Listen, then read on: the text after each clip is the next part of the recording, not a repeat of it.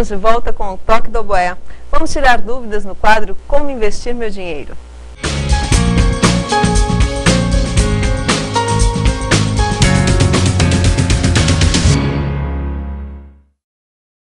A primeira pergunta para a consultora Regina Machado veio por e-mail. Nosso telespectador quer saber o seguinte: qual o melhor investimento neste momento diante da crise nos Estados Unidos e Europa?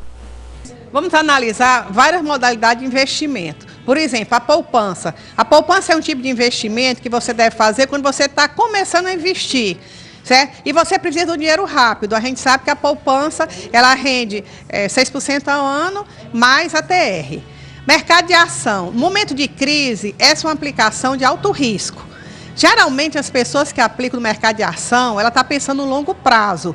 Por quê? Porque é uma aplicação que ela oscila muito, né, problema da bolsa. Nesse momento de turbulência, o que é que acontece? Se você é um investidor que já tem aplicações em ação, você não deve realizar seu prejuízo. Você deve permanecer, a não ser que você não seja aquele investidor, como que a gente chama no mercado agressivo, é aquele que não deixa de dormir com a oscilação das ações e consiga deixar passar todo esse terremoto que está acontecendo e ver as suas ações se recuperar no futuro.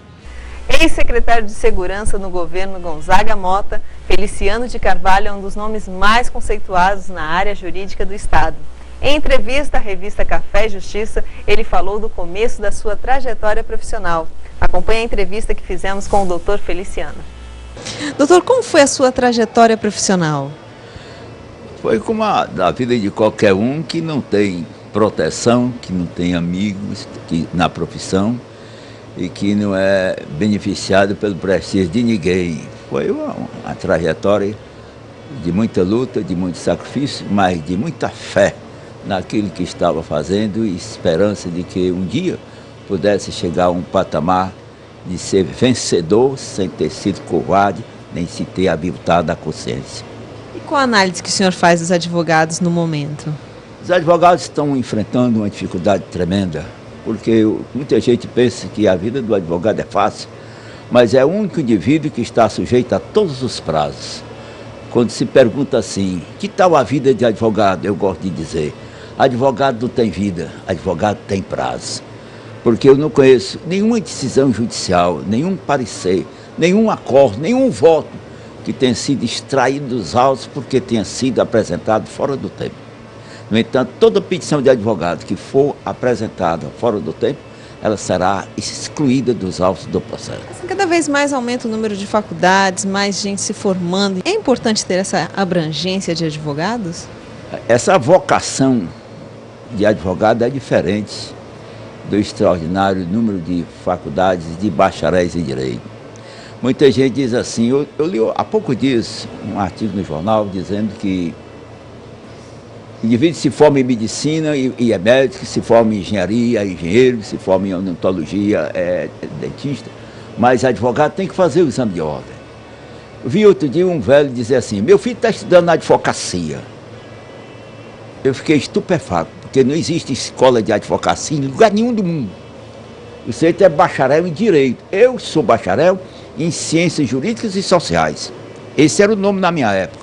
Então, o bacharel em Direito, ele é destinado a uma porção de outras carreiras, para ser juiz federal, juiz do Estado, promotor, procurador, defensor público federal, defensor público do Estado. Uma infinidade de carreiras que exige que o indivíduo seja titular em Direito. Então, o indivíduo não se forma em advocacia. A advocacia é profissão.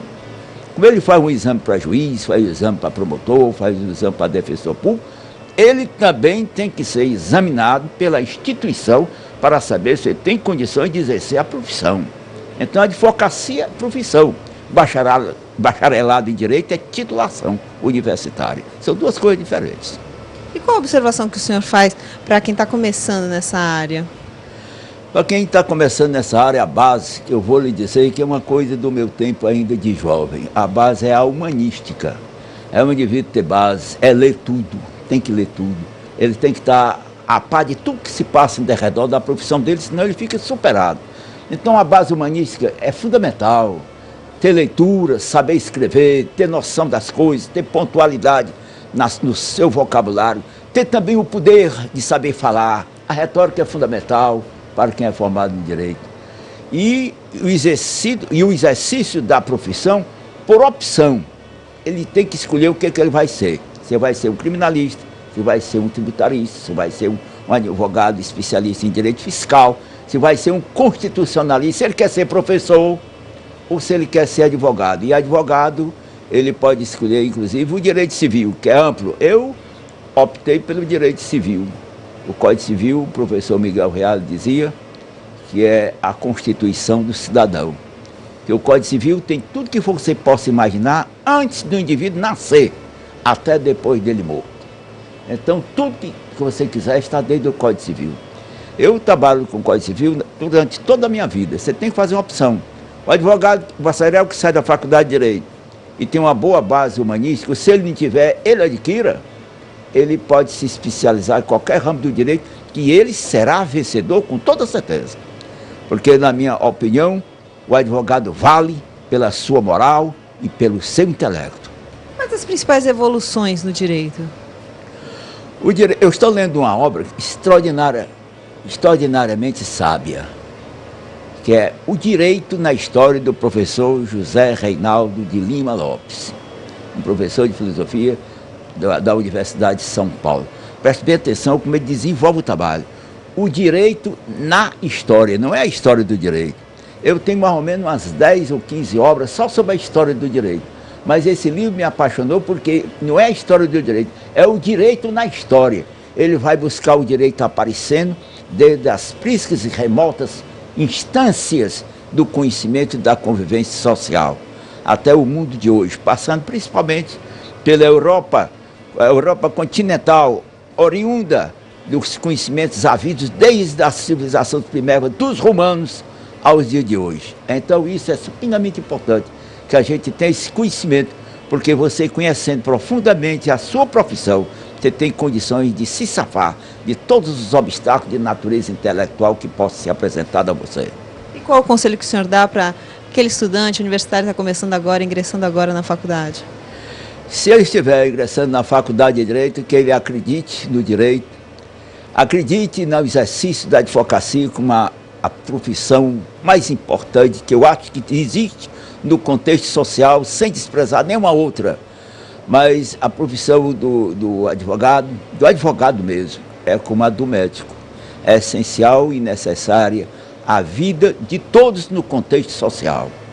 Se você não tiver um advogado para cuidar dos seus direitos, da sua liberdade, você está sem proteção mesmo.